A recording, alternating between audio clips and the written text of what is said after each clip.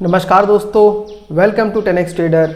मैं हूं राजेश कुमार और आज मैं एक बहुत ही इंटरेस्टिंग वीडियो लेके आया हूं जिसमें मैं सिर्फ 5 ETF का पोर्टफोलियो बनाने वाला हूं, जिसको अगर आप बना लेते हैं आपको कुछ भी नहीं करना। आप उस पोर्टफोलियो में SIP कीजिए या लमसम कीजिए, मैं आपको गारंटी दे सकता हूं कि over a long period of time आपको हमेशा प्रॉफिट ही मिलेगा और ज़्यादा बेटर रिटर्न मिलेगा, क्योंकि ये पोर्टफोलियो जो है डाइवर्सिफाई होने वाली है।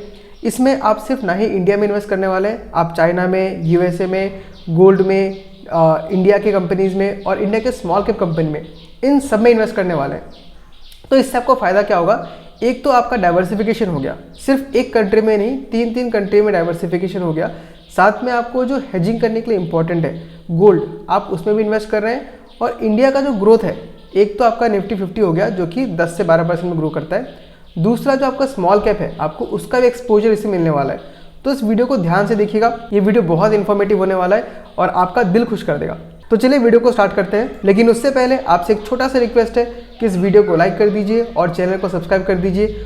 उससे 2 फायदा होगा, एक तो मुझे बहुत मोटिवेशन मिलेगा ऐसे वीडियोस को कंटिन्यूसली बनाते रहने के लिए, और दूसरा आपको भी फायदा होगा क्योंकि मैं ऐसे इन्फॉर्मेटिव वीडियोस आपके लिए लाता रहूँगा। तो चलिए चलते हैं स्क्रीन के ऊपर। तो हम लोग का जो सबसे पहला जो ETF होने वाला है वो ETF होगा निफ्टी 20, जो कि ट्रैक करता है निफ्टी 50 को। यानी आपका जो इंडिया जितना रिटर्न देगा, निफ्टी 50 जितना रिटर्न देगा, उतना ही रिटर्न आपको निफ्टी 20 भी देगा। इनफैक्ट ये आपको थोड़ा ज़्यादा ही रिटर्न देता है। मैं आपको पहले चार्ट में दिखाता हूँ, फिर उसका रीज़न भी आपको समझाऊंगा। ओके, तो मैंने यहाँ पे निफ्टी 50 को भी ऐड कर दिया है। तो आप देख सकते हैं जैसे जैसे मैं इसका कलर थोड़ा चेंज कर लेता हूँ। ओके, ये जो ब्लू कलर का जो लाइन आपको दिख रहा है, ये ब्लू लाइन आपको दिख रहा है निफ्टी 20 का, और जो ऑरेंज कलर का जो लाइन है वो आपको दिख रहा है निफ्टी 50 का। तो आप देख सकते हैं ब्लू कलर का लाइन ने हर बार आपको थोड़ा ज़्यादा ही रिटर्न दिया है। ओके, आप देख सकते हैं जो ब्लू कलर का जो लाइन दिख रहा है वो आपको हमेशा इस ऑरेंज वाले से ऊपर ही दिख रहा है, और जो डिफरेंस है वो आप देख सकते हैं कितने का है। मैं किसी भी एक पॉइंट से लेके देखता हूँ। ये 17 मार्च 2020 से लेके अगर मैं निफ्टी 50 का रिटर्न देखूं तो 238% है, और वही सेम अगर मैं यहाँ से देखूं और निफ्टी 20 का रिटर्न देखूं तो आपको 249% तक का रिटर्न दिख रहा है। यानी 11% रिटर्न आपको ज़्यादा दिख रहा है। आप किसी भी पॉइंट से लेके देखिए। अगर मैं 17 जून 2022 से लेता हूँ तो आपको निफ्टी ने दिया है, निफ्टी 50 ने 70% तक का रिटर्न दिया है, और वही आपको यहाँ पे निफ्टी 20 ने आपको रिटर्न दिया है 73% का, 75% का। यानी यहाँ भी आपको 5% का रिटर्न ज़्यादा ही मिल रहा है। तो आप देख सकते हैं निफ्टी 50 जितना रिटर्न दे रहा है, आपको निफ्टी 20 जो कि उसी को ट्रैक करता है उससे आपको 3-4-5% ज़्यादा ही दे रहा है। ऑन एन एवरेज देखें तो आपका 1-2% ज़्यादा रहता है। तो उसका रीज़न क्या है दोस्तों? उसका रीज़न सिंपल से यही है कि निफ्टी 50 के जो कंपनीज़ है उनमें जो डिविडेंड मिलता है वो डिविडेंड भी निफ्टी 20 में ही इन्वेस्ट हो जाता है, जिसकी वजह से आपका जो कंपाउंडिंग है और बेटर काम करता है, और आपका जो रिटर्न है वो निफ्टी 50 से भी ज़्यादा निकल के आता है। तो इस ETF को आपको अपने पोर्टफोलियो में रखना ही है। तो जो पहला ETF आपके पोर्टफोलियो में होना चाहिए वो होना चाहिए आपका निफ्टी 50 का, जो कि इंडिया के टॉप 50 कंपनियों को इन्वेस्ट करता है, और इसका जो एवरेज रिटर्न रहा है वो आपका 11 से 12% रहा है एवरेज। किसी किसी साल में आपको ज़्यादा भी देखने मिलेगा, किसी साल में आपको कम भी देखने मिलेगा, बट ऑन एन एवरेज आपको 11 से 12% देखने के लिए मिल गया है। तो पहला ETF हो गया हम लोग का निफ्टी 20।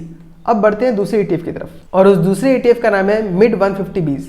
यानी ये आपका क्या है, जो मिड कैप कंपनीज है, जो टॉप मिड कैप 150 कंपनीज है उनमें ये पैसा इन्वेस्ट करती है, और मिड 150 जो निफ्टी है उसको ट्रैक करती है। तो यहाँ भी देख सकते हैं आपको सेम चीज़ दिख रहा है कि आपको जो इसके ETF ने, मिड 150 के ETF ने बेटर रिटर्न दिया है कंपेयर टू द इंडेक्स। तो इसमें आपको क्या फ़ायदा दोस्तों? ये मिड कैप कंपनीज का ETF है जो कि आपको ऑन एन एवरेज साल में 15 से 17% तक का रिटर्न दे देता है, जो कि निफ्टी 50 से काफ़ी ज़्यादा बेटर रिटर्न है। अब आपके दिमाग में एक बात ख्याल आ रहा होगा कि अगर ये 15 से 17% का रिटर्न देता है तो हम क्यों ना सिर्फ इसी को ऐड कर लें। तो दोस्तों ध्यान रखिएगा, इसमें आपको सिर्फ अप मूव नहीं देखना चाहिए, आपको गिरावट भी देखना चाहिए। देखिए, अगर आप देख सकते हैं इसका जो हाई से गिरावट हुआ है वो आपको अराउंड 21% तक का गिरावट देखने के लिए मिल रहा है, लेकिन वही निफ्टी 50 में गिरावट कितना हुआ है? सिर्फ 16-17% के आसपास का गिरावट देखने के लिए मिला है। तो इन कंपनीज में जब गिरावट आता है तो गिरावट भी बहुत ज़्यादा आता है, इसलिए अपने पोर्टफोलियो को हमेशा बैलेंस करके चलना चाहिए। तो दूसरा जो ETF है वो मिड 150 20 का है, आप सर्च करके देख सकते हैं। तो बढ़ते हैं अपने तीसरे ETF की तरफ, जो कि चाइना मार्केट की तरफ आपको लेके जाएगा। और यहाँ पे कोई देशभक्ति का वाला बात नहीं है, हम इन्वेस्टमेंट कर रहे हैं तो हमको सिर्फ इन्वेस्टमेंट के पर्पज से देखना है। अपने पैसे को हम बढ़ाएंगे हमारा ग्रोथ होगा तभी हमारी कंट्री का ग्रोथ भी होगा, वो कैसे भी करके हो सकता है। और अगर हम अपने इंडियन मार्केट के थ्रू चाइना में इन्वेस्ट करते हैं तो उसमें इंडिया को ही फायदा होने वाला है, क्योंकि ये जो फंड है ये आप डायरेक्ट जाके चाइना में नहीं लगा रहे हैं, आप इंडियन फंड मैनेजर्स को दे रहे हैं और वो मैनेजर्स जाके चाइना में इन्वेस्ट कर रहे हैं, जिसका फायदा आपको, इंडिया को, सबको हो रहा है। तो अगर आपको चाइना मार्केट में लगाना है तो उसके लिए आपको सर्च करना होगा हैंग सेंग बीज, जो कि हैंग सेंग उनका जो इंडेक्स है उसको वहाँ पे वो ट्रैक करता है। देख सकते हैं जिस टाइम पे हम लोग का इंडियन मार्केट काफ़ी गिर रहा था, उस टाइम पे चाइना मार्केट ने जनवरी 2024 से एक साल के अंदर आपको 96% तक का रिटर्न दिया है। तो इसीलिए कंट्री वाइज भी हमको डाइवर्सिफिकेशन करना चाहिए।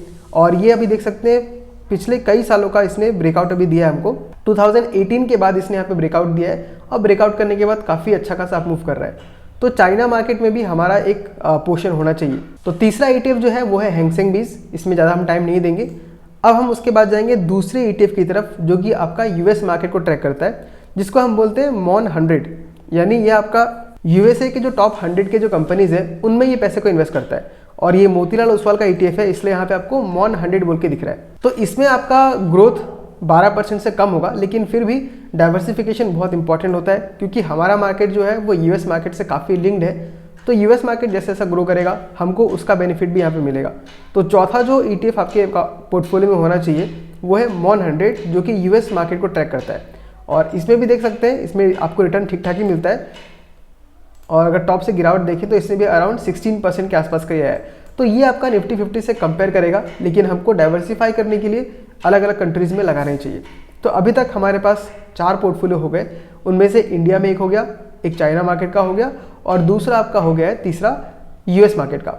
इंडिया में हमने 2 ETFs में लगाया है, एक है आपका निफ्टी 50 और दूसरा है मिड 150। लेकिन इंडियन मार्केट का ही हमें एक और ETF यहाँ पे लेना पड़ेगा जिसका नाम है गोल्ड बीज। आपको पता होगा कि लॉन्ग टर्म में गोल्ड और आपका जो इक्विटी मार्केट है वो एक दूसरे के अपोजिट चलते हैं, यानी कि अगर ETF बहुत ज़्यादा बढ़ रहा होगा, निफ्टी इक्विटी अगर बहुत ज़्यादा बढ़ रहा होगा तो गोल्ड वहाँ पे आपको थोड़ा डिक्लाइन में दिखता है, और जब इक्विटी गिरता है तो गोल्ड बहुत ज़्यादा आपको उठते हुए नजर आता है। तो गोल्ड को एज ए हेज हम काम कर सकते हैं।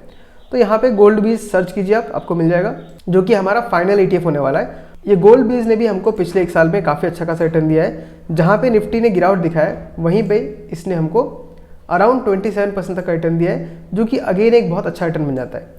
तो इस वीडियो को मैं फाइनली समराइज करता हूँ। अभी हमारे पास कौन कौन से 5 ETF आ गए, निफ्टी बीज, मिड 150 बीज, गोल्ड बीज, मॉन 100 और हैंग सेंग बीज।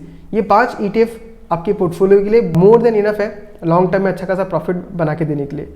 अब मैं आपको फाइनल एक चीज़ दिखाता हूँ जिससे आपको क्लियरली समझ में आ जाएगा कि ये पोर्टफोलियो कितना बैलेंस्ड होने वाला है। मैं इस एक ही चार्ट में आपको सारे के सारे ETFs को दिखाने वाला हूँ, तो आपको क्लियरली दिख जाएगा कि किसी भी पॉइंट ऑफ टाइम में आपका सारा का सारा पैसा डूबेगा नहीं, कोई ना कोई ETF आपको अप मूव दे रहा होगा और आपका पोर्टफोलियो बैलेंस रहेगा। तो यहाँ मैं 5 ETF को ऐड करने वाला हूँ। गोल्ड बीज तो ऑलरेडी है, मिड 150 बीज इसको मैंने ऐड कर दिया। अब मैं यहाँ पे निफ्टी बीज को ऐड करता हूँ, निफ्टी बीज ऐड हो गया, फिर हैंग सेंग बीज और लास्ट हमारा मॉन 100। ओके, यहाँ पे आप देख सकते हैं मैंने 5 ETFs को यहाँ पे ऐड कर दिया है। और आप देख सकते हैं कि कोई एक टाइम पे आपका अगर कोई बहुत ज़्यादा करेक्शन दिखा रहा है तो दूसरा आपका वहाँ पे इंक्रीज दिखाई दे रहा है, यानी कि आपका जो पोर्टफोलियो है वो बैलेंस रहने वाला है। एग्जाम्पल के तौर पे हम किसी भी एक पॉइंट पे ले लेते हैं, जैसे आप 19 सितंबर 2024 को लेंगे तो आपका जो ये मिड 150 बीज आप देख सकते हैं इसने काफ़ी अच्छा खासा गिरावट दिखाया, लेकिन उसी टाइम पे आपका जो ये मॉन 100 है उसने आपको बहुत अच्छा खासा इंक्रीज दिखाया। ये देखिए यहाँ से आपको सेम पॉइंट पे अगर देखेंगे तो मॉन 100 ने आपको 32% तक का रिटर्न दिया, और वहीं पे मिड 150 बीज ने आपको इस जगह पे अगर देखें तो आपको -6% तक का रिटर्न दिया है, यानी नेट आपका जो है प्रॉफिट में ही रहेंगे। अब बाकी को भी देखिए, कोई एक अगर गिर रहा है तो उसके अगेंस्ट में दूसरा आपको बढ़ता हुआ ही नजर आएगा। यहाँ पे देखिए आपका निफ्टी 50 या गोल्ड भी यहाँ बढ़ता हुआ नजर आएगा। तब सबसे बड़ा फायदा आपको यही है कि 5 ETF में रखने से कोई एक अगर बढ़ रहा है और दूसरा गिर भी रहा है तो आपका पोर्टफोलियो ओवरऑल बैलेंस हो जाएगा। आप किसी पॉइंट में आके देखिए, इस पॉइंट पे आप देख सकते हैं आपको हैंग सेंग बीज ने काफ़ी ज़्यादा अंडर परफॉर्म करते हुए नजर आया, लेकिन उस टाइम पे आपका बाकी जो मॉन 100 है, निफ्टी है, गोल्ड बीज है, वो आपको परफॉर्म करते हुए नजर आ रहा है। इस जगह में देखिए आपके बाकी पोर्टफोलियो जहाँ पे गिर रहे हैं वहीं पे हैंग सेंग बीज आपको अच्छा खासा ग्रोथ दिखा रहा है। इस डाइवर्सिफाइड पोर्टफोलियो का सबसे बड़ा फायदा यही है कि आपको बहुत ज़्यादा डाउनटर्न देखने नहीं मिलेगा, आपका कैपिटल प्रोटेक्टेड रहेगा, और वही सबसे इंपॉर्टेंट चीज़ होता है। दूसरी बात, आपको हर एक ETF आपको खुद डाइवर्सिफाई करके दे रहा है, तो ऐसा पोर्टफोलियो मेरे ख्याल से हर इंडियंस को बनाना चाहिए, मैं खुद भी बनाने वाला हूँ।